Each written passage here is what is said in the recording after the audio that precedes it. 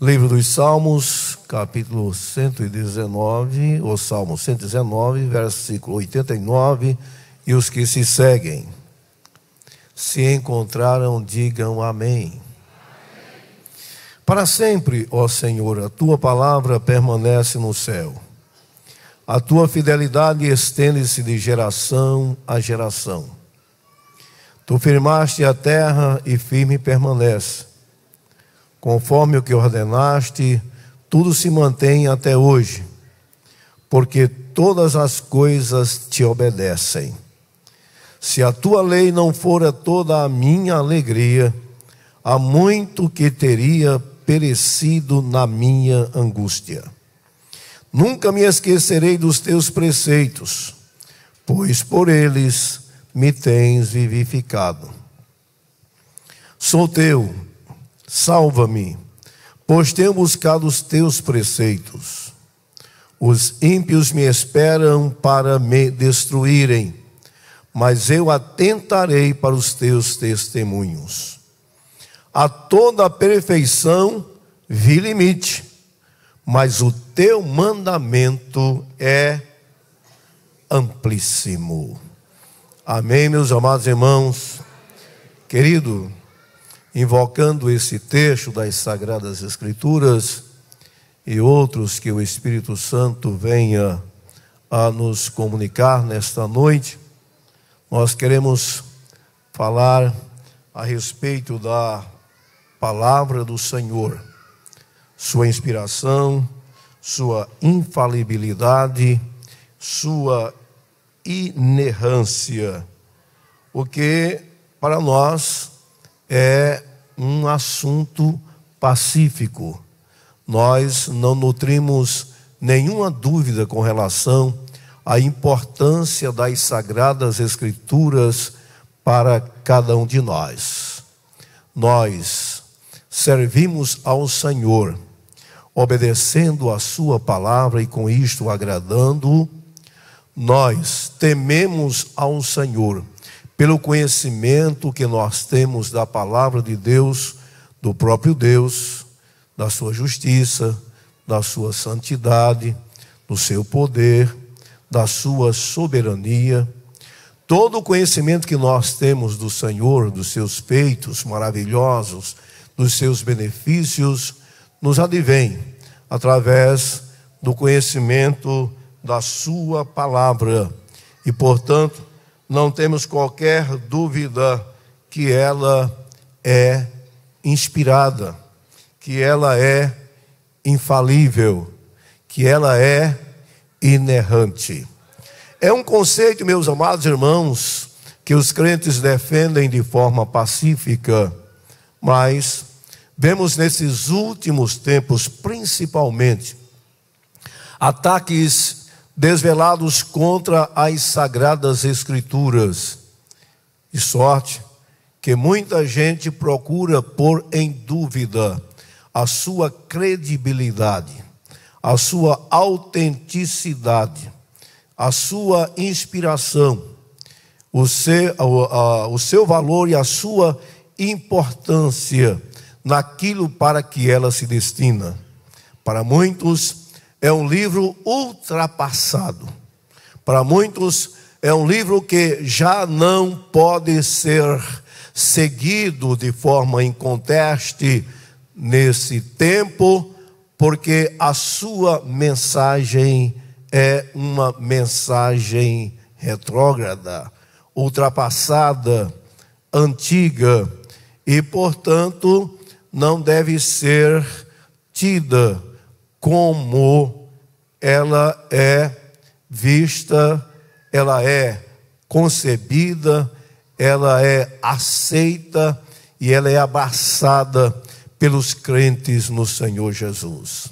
Se há um povo na face da terra que defende a legitimidade das Sagradas Escrituras, é o crente salvo em Jesus. Para nós, não há nenhuma dúvida da importância que ela tem e que representa para cada um de nós. Nós não servimos ao Senhor seguindo conceitos próprios. ou estabelecendo uma definição individual, que ela seja ou se constitua no ditame, na regra, na norma que nós devemos seguir. Também, meus amados irmãos, não aceitamos, sob qualquer hipótese, a substituição das Sagradas Escrituras com algo que venha, pelo menos na tentativa de alguém, mostrar ter o mesmo valor que ela tem. Para nós, a Bíblia está acima de qualquer outro escrito, porque tudo que possa existir, tudo que venha a ser produzido de acordo com a imaginação humana, ainda como resultado da inteligência, da produção intelectual daqueles que são consideráveis inteligentes, que são considerados ilustres, que são considerados sábios, nenhum daquilo que eles escrevem, ou nada do que escrevem, terá o poder, terá o dinamismo, terá a penetração que tem as Sagradas Escrituras. Aquilo que nós lemos pode ser até bonito, pode ser um arrazoado que chame a atenção, mas não vai conseguir fazer o que somente as Sagradas Escrituras podem fazer. Nós somos resultados disso aqui. Nós não fomos alcançados por nenhum aglomerado de arrazoados que nós ouvimos, que alguém nos falou, e que isso foi determinante para modificar o nosso pensamento, para modificar o nosso comportamento, para modificar as nossas iniciativas, para produzir uma mudança significativa e radical na nossa vida. Não. Nada, porque tudo que pode ser dito ou venha a ser produzido aí afora, pode até ser dado uma certa importância, mas não vai chegar perto, sob hipótese alguma, daquilo que só a palavra de Deus é capaz de fazer, e nada pode concorrer com o seu poder, com a sua glória, com o seu domínio, com a sua penetração, que, como disse o escritor aos Hebreus, ela, somente ela, é viva e eficaz, e mais penetrante do que espada alguma de 2 gumes, e penetra até a divisão da alma e do espírito, das juntas e das medulas, e é apta para discernir os pensamentos e as intenções do coração. Eu quero saber o que é que existe nesse mundo que tenha este poder, que tenha esta ação tão dinâmica e profunda. Nada existe que venha se aproximar dela, que venha chegar perto dela. Não temos qualquer dúvida de que ela é inspirada. O apóstolo São Paulo traz essa verdade no capítulo 3, e o versículo 16 da epístola que escreveu e destinou a Timóteo, a primeira epístola, quando ele diz que toda escritura divinamente inspirada, ela é o quê? Proveitosa, abra a sua Bíblia, não é? Proveitosa para ensinar, para redarguir, para corrigir e instruir em justiça.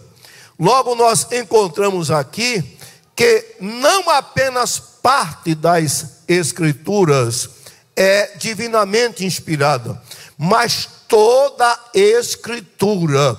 Aquele que tinha uma capacidade intelectual extraordinária e fora muito usado pelo Senhor para a comunicação da sua palavra, e a teve como instrumento para a difusão do Evangelho, ele mesmo, que era tão habilidoso nas Sagradas Escrituras, ele chega à conclusão: olha, eu não encontrei nada nas Sagradas Escrituras que não tenha procedência divina, que não tenha saído do sopro divino, que não tenha como a sua origem o próprio Deus. E Paulo está dizendo aqui, não é apenas uma parte, é toda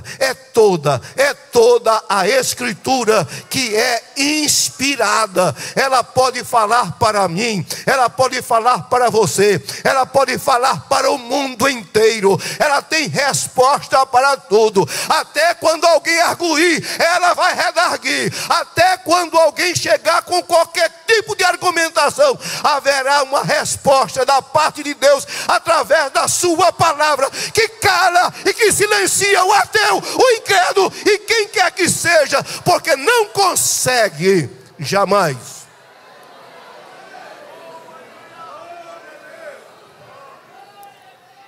retirar-lhe a inspiração. Bendito é o nome do Senhor Jesus. O próprio Senhor Jesus diz que ela é inspirada nos mínimos detalhes. Jesus está dizendo, olha, não tem nada nas Escrituras que não seja a palavra do Senhor. Leia Mateus capítulo 5, versículo 18. Evangelho segundo escreveu São Mateus capítulo 5, versículo 18. Estou dando um tempinho para que vocês abram a Bíblia, que, como nos ensina sempre o nosso amado pastor, presidente, pastor Ailton José Alves, ele diz que a melhor prática da igreja é abrir as Sagradas Escrituras, não é? É conferir o que ela diz. Jesus diz, porque, na verdade vos digo que, até que o céu e a terra passem.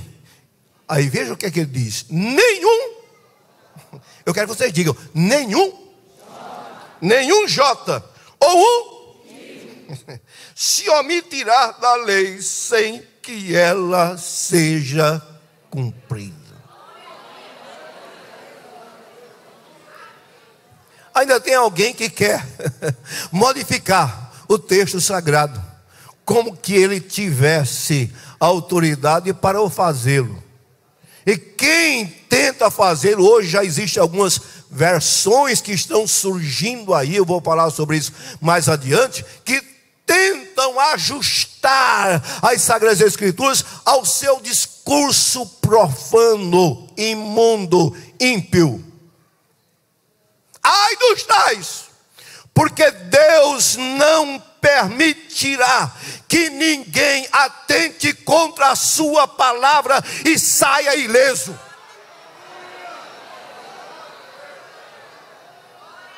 Próprio Deus requererá dele.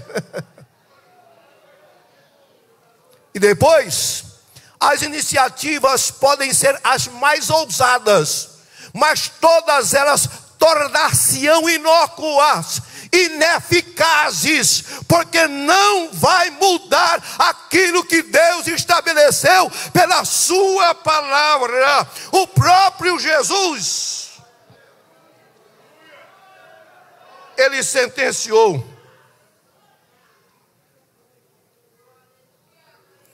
passará ou passarão o céu e a terra, mas as minhas palavras não hão de passar. Pode mudar tudo, pode desaparecer tudo, pode fenecer tudo, pode só sobrar tudo, tudo vai deixar de existir. Um cataclisma irá envolver todo o universo. Agora ele disse, mas tem uma coisa que não muda, não perece, não envelhece, não se acaba, não se esvai, não se consome, vai permanecer e vai permanecer para sempre. Glória seja dada ao nome do Senhor Jesus para todo sempre. Por isso, não é feliz aqueles que não buscam o seu conhecimento e a sua sabedoria. Por isso, o próprio Senhor Jesus Cristo disse no capítulo 5, e o versículo 39 do Evangelho segundo escreveu São João. Confira, por gentileza. Ele disse,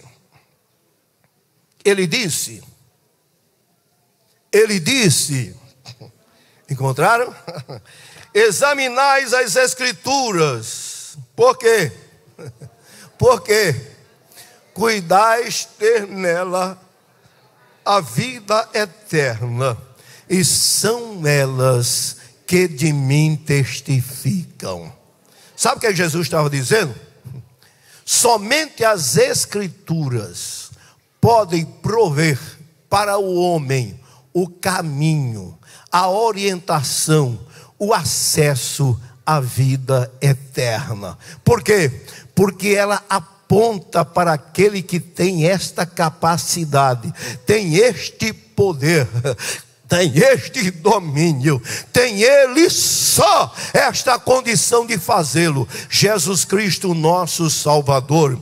Ele mesmo disse que era o caminho, a verdade e a vida. E quem diz isto é a palavra de Deus. E portanto Jesus disse, é com seu conhecimento, é examinando-a, é buscando a palavra do Senhor, que você vai descobrir essa realidade. Você pode estar com a mente voltada para aqui, com tantos projetos, com tantos planos, com tantas ideias, com tantas coisas para fazer, mas eu quero te dizer uma coisa: somente um livro vai falar para você a respeito do que está para vir, do que vai acontecer e da vida além túmulo, que é as Sagradas Escrituras.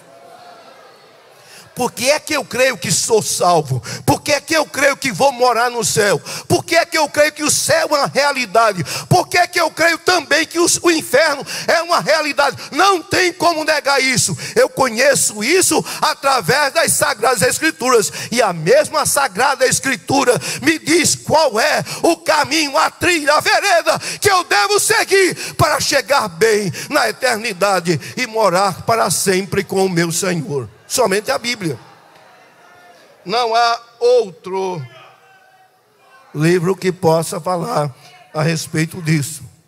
Existem muitos livros, meus irmãos,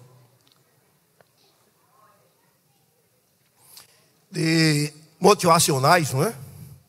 Que muita gente às vezes lê um texto e acha que aquilo é importante. Dura até ele terminar a leitura. Diante do pequeno problema que aparecer, ele já esqueceu aquilo e passa a sofrer. Agora, as Sagradas Escrituras me dão o consolo, para que quando eu enfrentar as dificuldades, eu estou consciente que elas vão existir. O próprio Senhor Jesus falou a respeito disso. Mas também as mesmas Escrituras nos mostram que nós temos um Senhor que cuida da gente, que anda com a gente, que está ao nosso lado, que não nos desampara, que não nos deixa, que não nos abandona, que não deixa a gente órfão, que não deixa a gente sozinho, que não deixa a gente ser vencido. Ele disse: eu estou com vocês todos os dias, até a consumação dos séculos. Jesus estava dizendo: venha o que vier, aconteça o que acontecer, haja o que houver, eu não deixo vocês. Eu não deixo vocês.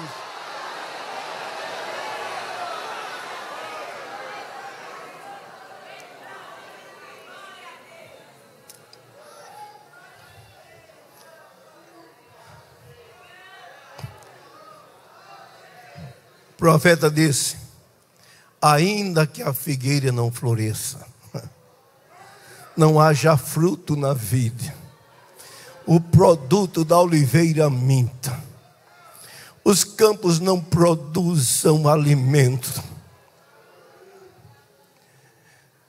as ovelhas da malhada sejam arrebatadas, e nos currais não haja mais faca.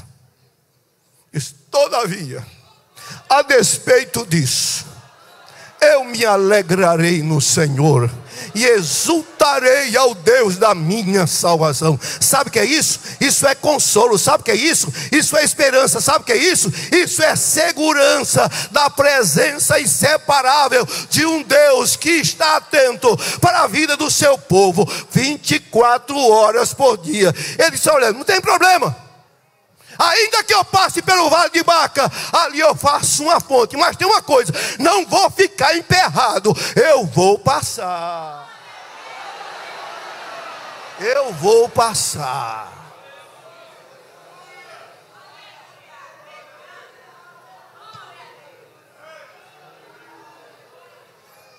Quem me dá esse consolo? O Senhor, através da sua palavra. Portanto, meus amados irmãos, a palavra do Senhor era inspirada.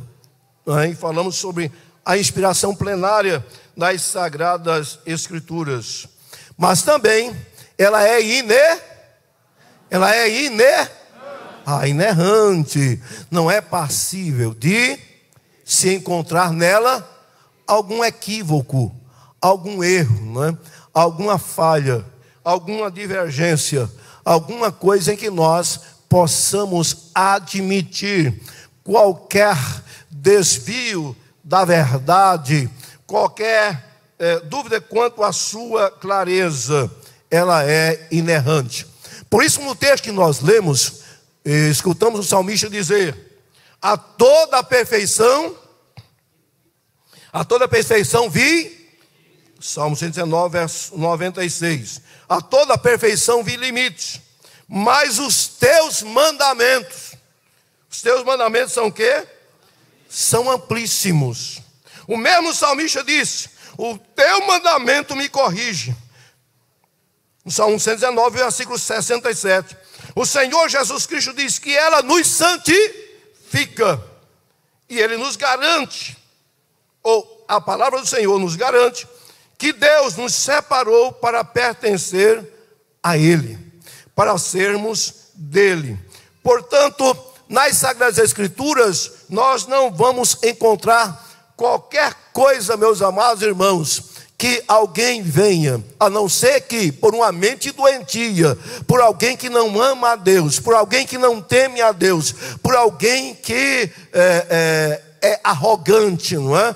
Ou não quer se ater aos seus conselhos, aos seus ensinamentos. Mas aqueles que amam ao Senhor sabem com toda a tranquilidade que a palavra do Senhor não tem nada que lhe deixe em dúvidas, que não traga a ele aquilo que ele precisa para viver bem e para servir bem ao seu Senhor, porque ele encontra tudo, absolutamente tudo o que ele precisa para servir de modo agradável ao seu Criador. E entende, como disse o salmista, que a palavra do Senhor é tão poderosa que ela é capaz de apontar as nossas falhas, de apontar os nossos erros, de indicar quando nós incorremos em alguma dificuldade, quando nós incorremos em alguma falha, quando nós cometemos alguma coisa que não é boa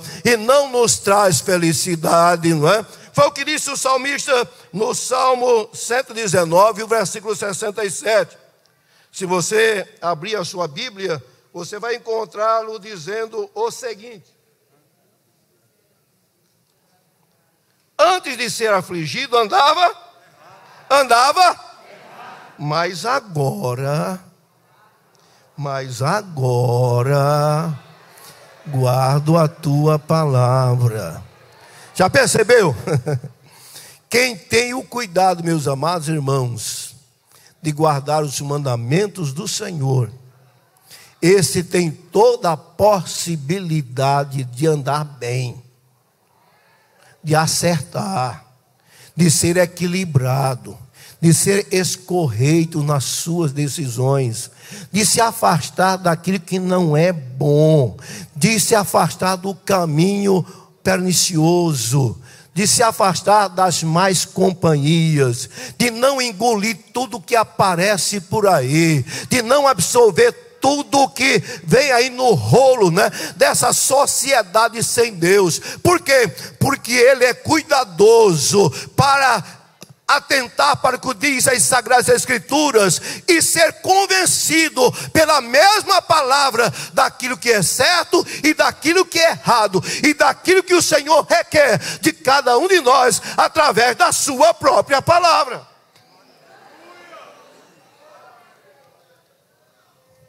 O salmista disse, Salmo 1: bem-aventurado é o varão que, segundo, nem se detém na roda dos nem se assenta, não se detém no caminho dos pecadores, e nem se assenta na roda dos escarnecedores.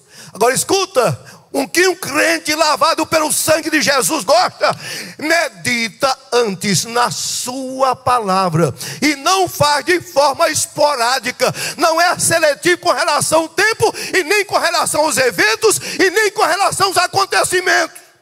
Ou seja, só vou buscar quando eu estiver passando alguma necessidade, ou quando eu precisar de uma palavra para levantar o meu ânimo, ou de uma palavra para eu conseguir me fortalecer para superar alguma dificuldade. Ele não é seletivo com relação à sua leitura. Sabe por quê? Porque de dia ele está lendo, de noite ele está lendo. Começa o dia com a palavra e termina o dia com uma palavra. Amém, meus irmãos? Você faz isso? Não precisa responder. Você faz isso? Você faz isso? Você ama a palavra? Você se deleita com a palavra? Você se alimenta com a palavra? Uma vida alimentada com a palavra, meus amados irmãos, é uma vida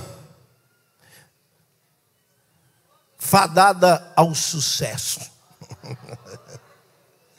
É uma vida vitoriosa, é uma vida abençoada, é uma vida equilibrada, é uma vida firme. Ele é como a palmeira, como diz as Sagradas Escrituras. Vem o vento, ela vai lá embaixo, mas quando o vento passa, ela levanta-se de novo. Glória a Deus. E no mesmo salmo que eu estou citando, ele diz: tenha o seu prazer na lei do Senhor, e nela medita de dia e de noite. Pois será como a árvore plantada onde? Junto a ribeiros d'água, a qual dá o seu fruto, e cujas folhas não, mas permanece verde. Agora veja o que é que ele diz: e tudo quanto fizer. Meu Deus, que coisa boa, não é? Veja o que o salmista está dizendo assim: olha, se você é alguém que é um cumpridor, se você é alguém que guarda com prazer os preceitos da palavra do Senhor, pode ficar certo que você será um candidato a ter uma vida vitoriosa, a ter uma vida próspera, a ter uma vida abençoada. O Senhor vai confirmar a bênção na tua vida. As bênçãos de Deus serão abundantes na tua vida. E ele diz mais: não são assim os ímpios, né? Porque os ímpios não têm o mesmo curso que um salvo em Jesus. Ele pode ir bem até por um pouco de tempo, mas depois... Porque o salmista disse no Salmo 73 que Deus os colocou em lugares escorregadios. Às vezes até eles zombam dos crentes, né? Às vezes até meneiam a cabeça, né? Às vezes até acham que nós somos um povinho, né? Às vezes até produzem palavras de zombaria, jocosas. Só que eles não têm o destino que você tem. ele não tem a segurança que você tem, ele não tem a alegria que você tem, ele não tem a paz que você tem. E ele não tem o maior bem que alguém pode ter nesta vida, com repercussão eterna, que é a salvação da alma. Você pode dar um brado bem grande para o céu e dizer: eu sou salvo, eu sou salvo em Jesus. Jesus me salvou, Jesus me deu o direito de ser feliz aqui e por toda a eternidade. Não tem isso, mas você tem. Mas você tem. Glória a Deus. A palavra do Senhor é poderosa, como eu disse, também para nos santificar. O Senhor Jesus Cristo falou isso no capítulo 17 e o versículo 17, o Evangelho segundo escreveu São João. E quanto ao privilégio de nós pertencermos a Ele, a própria palavra nos diz de que o Senhor, Ele nos separou para nós pertencermos a Ele. E por quê? Através do conhecimento da sua palavra. Bendito seja o seu santo nome para sempre. No capítulo 1, o versículo 9 e versículo 10, da primeira epístola do apóstolo São Pedro, nós encontramos um texto que é por demais conhecido de toda a igreja, mas que a gente faz sempre questão de estarmos lendo, a palavra do Senhor, e estarmos com isso cada vez mais ratificando a afirmação da nossa fé. Quando a palavra do Senhor nos diz de que Ele nos separou para ser, é o capítulo 2, digo melhor, e o versículo 9 e o versículo 10, que diz assim: mas vós sois o quê? A geração eleita, o sacerdócio real, a nação santa, o povo adquirido, para que anuncieis as virtudes daquele que vos chamou das trevas para a sua maravilhosa luz. Vós, que noutro tempo não eras o quê? Não era nem contado na estatística de Deus. Antes. Mas, olha o advérbio de tempo. Mas agora sois povo de Deus, que não tinhais alcançado misericórdia, mas agora alcançaste misericórdia. Mudou tudo, né? Mudou tudo, né? Você é feliz? Você é feliz? E você é feliz por conta desse privilégio que Deus outorgou a cada um de nós. E nós temos essa certeza pelo que diz a palavra do Senhor. Meus amados irmãos, nós falamos sobre a inspiração, sobre a inerrância das Sagradas Escrituras e também citamos inicialmente sobre a sua infalibilidade. E nós encontramos no próprio Salmo, vou correr um pouquinho, 119, o verso 89, que diz assim: para sempre, ó Senhor, a tua palavra permanece aonde? Permanece no céu.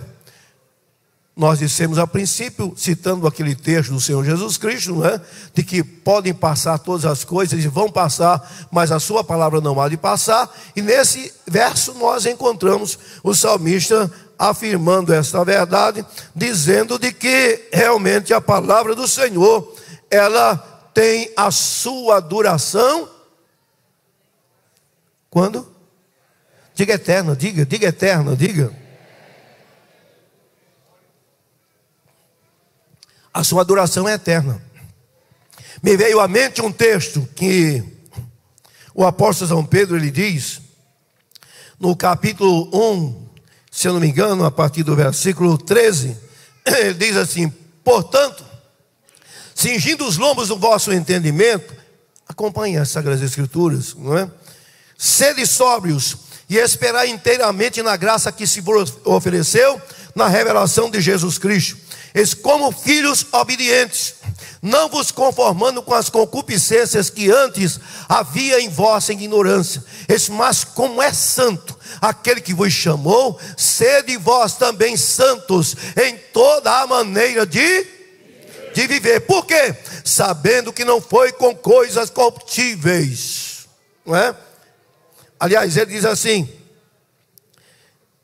e se invocai por Pai aquele que sem acepção de pessoas julga segundo a obra de cada um, andai em temor durante o tempo da vossa peregrinação, sabendo que não foi com coisas corruptíveis como prata ou ouro que fostes resgatados da vossa vã maneira de viver, que por tradição recebeste os vossos pais, mas com precioso sangue de Jesus Cristo, como de um cordeiro imaculado e incontaminado, o qual na verdade em outro tempo, ou ainda em outro tempo, foi conhecido antes da fundação do mundo, mas manifestado nesses últimos tempos, por amor de vós, e por ele credes que Deus o ressuscitou dos mortos, e lhe deu glória, para que a vossa fé e esperança estivessem em Deus, purificando a vossa alma na obediência à verdade, para a caridade fraternal não fingida, amai-vos ardentemente uns aos outros,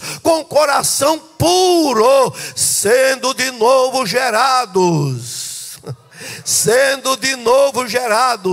não da semente corruptível, mas da incorruptível, pela palavra de Deus, que é viva e que permanece para sempre. Isso porque toda a carne é como a erva, e toda a glória do homem como a flor da erva. Secou-se a erva, caiu a flor, mas a palavra de Deus, eu não vi a igreja dizer, mas a palavra de Deus permanece para sempre.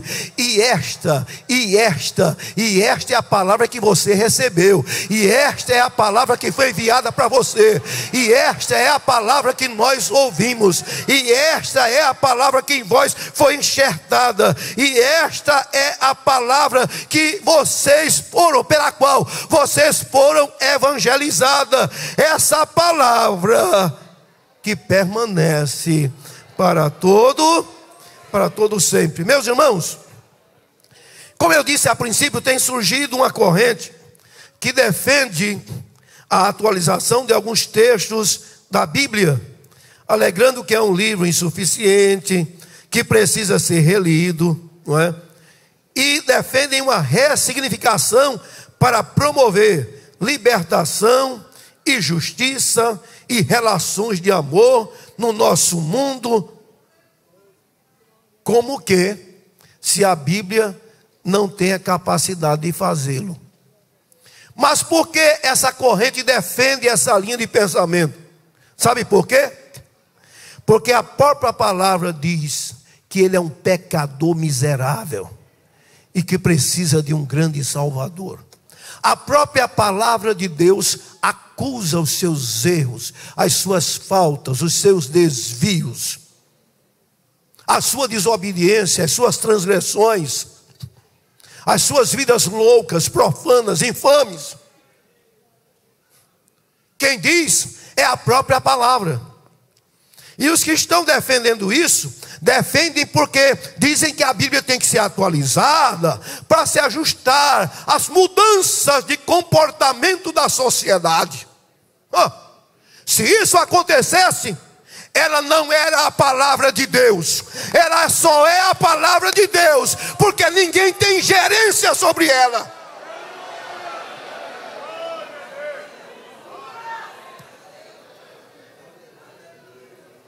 Ninguém. Eu a amo por causa disso. O salmista disse: olha, eu estava andando errado, mas quando eu li a tua palavra diz: te conserta, vice, te ajusta, vice, corrige os teus caminhos, vice, tu não pode continuar assim, vice. E sabe onde foi que eu encontrei isso? Encontrei aqui na palavra do Senhor.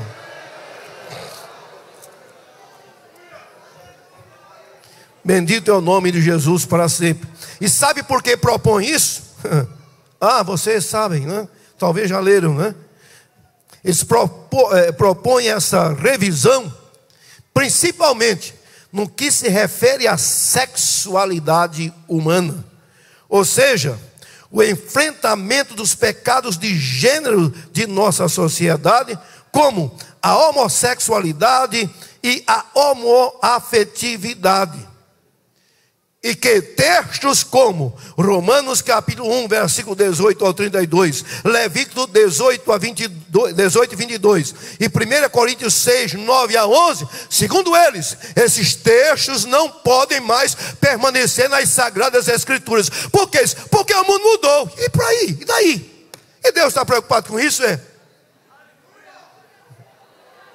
O mundo mudou, mas eu sirvo a um Deus que não muda. Eu sirvo a um Deus que a sua palavra não muda. Eu sirvo a um Deus que não se adapta e nem se ajusta à conveniência humana.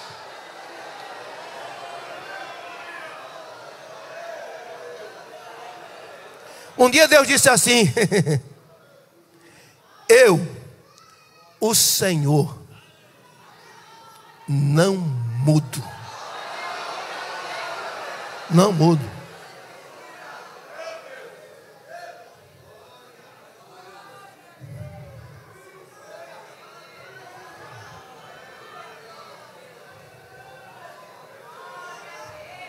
Malaquias capítulo 3, versículo 6, né? Se você quiser anotar aí. Deus diz assim: eu não sou suscetível de mudança, de transformações. Eu sou o que sou. Glória a Deus. E portanto também a sua palavra não muda. Um dia Deus disse assim a Jeremias: Jeremias, está vendo o quê? Não, mas Deus vendo ele. Isso mesmo. É o que você está vendo mesmo. Mas com a certeza que você está vendo, eu quero te passar outra certeza. Eu velo sobre a minha palavra para cumprir. Glória seja dada ao nome do Senhor Jesus para sempre. Por quê? Porque esses textos, meus amados irmãos, como outros das Sagradas Escrituras, vai sem sombra de dúvida denunciar o caminho dos pecadores e os seus procedimentos ofensivos à santidade de Deus. E não dá certo quando o homem briga com Deus. Não dá certo quando o homem entra no enfrentamento contra Deus. Não dá certo. Nunca vi ninguém se posicionar contra Deus e sair direitinho, e sair bem. Hein? Nunca vi. Ana disse que ele é aquele que a sua voz ecoa como trovão, e não fica ninguém de pé diante dele quando quer enfrentá-lo, não é? Quando quer se indispor contra ele e com a sua palavra. Textos como esse, meus amados irmãos, que nós citamos agora, tem sido uma pedra, não é? Tem sido um obstáculo para que essa sociedade ela não se degenere de uma vez por todas. Porque tem gente até que não é, fica namorando com alguma coisa que não é certo, mas quando ele olha para a palavra, ele diz assim: mas o problema é que Deus não aceita isso, não é? É que Deus não absorve isso, não é?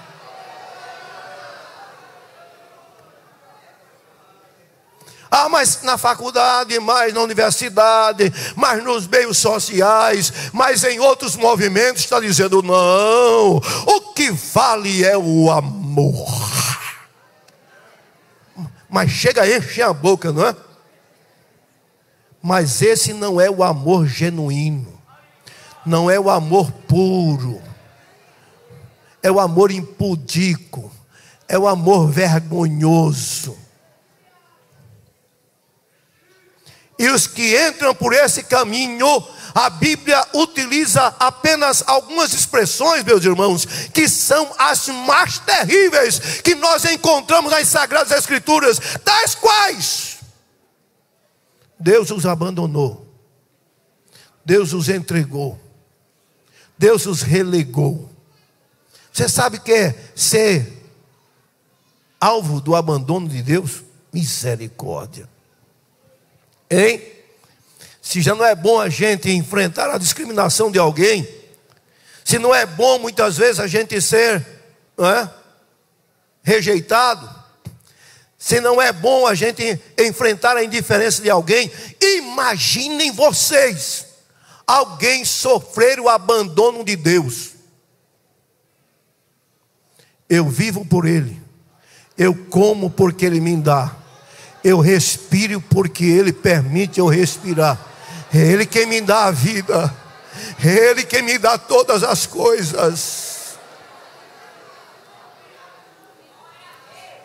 Paulo disse uma coisa bonita, né? No Areópago, quando discorria com os estoicos e epicureus, ele disse assim, depois de falar sobre os altares deles, né? Se eu quero falar daquele que tem lá um altar dizendo ao Deus desconhecido, é esse aí que eu quero falar para vocês. O Deus que fez o mundo e tudo quanto ele há, sendo o Senhor do céu e da terra, não habita em templos feitos por mão de homem, e nem tampouco é servido por mão de homem, como que necessitando de alguma coisa, porque Ele mesmo é quem dá a todos a vida, a respiração e todas as coisas. E tem mais uma coisa, viu? Você só existe por causa dele, de um só. Ele fez todas as criaturas da face da terra e tem determinado um tempo para buscá-lo, ainda que não está longe de ninguém, não é? É esse Deus a quem nós servimos e que devemos todas as coisas a Ele. Então, meus irmãos, sofrer o abandono de Deus é terrível.